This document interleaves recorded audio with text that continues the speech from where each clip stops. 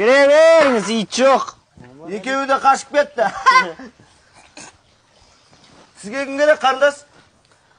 Айбек, Сабын, сәлем. Саламатсыз ба? Бізді де біреу таниды екен ғой бұл ауылда, Біздің үйде ас болып жатыр еді, соған қазан жетіспей тұр. Бере тұрыңдаршы. Біздің үй қайсы? Сабын, саған не ол? Танымай қалдың ба?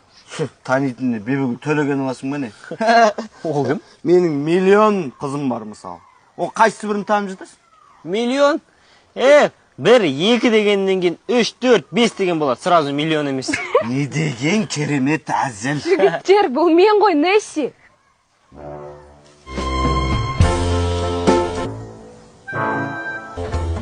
Дегілер ас бергендіктен түрімді олса өзгертуге тура келді.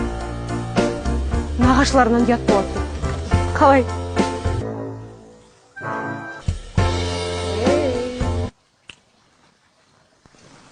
Тайсын, Дима, сендер мыналар сияқты қатып қалмай тұрған кезде қазан бере тұрыңдаршы. Енді ең құрмағында көмектесетін шығарсың. Бізге шығу болмайды. Бізге айтпақшы үйден шығу болмайды. Құлдық заманы бітсе де сендер қалыпсыңдар ғой. Рахмет қазаңдарына. Мас кіші шешілді деген осы ғой. Мен мұнан қалай ғашық болып жүрмін, Ё-моё, қойш.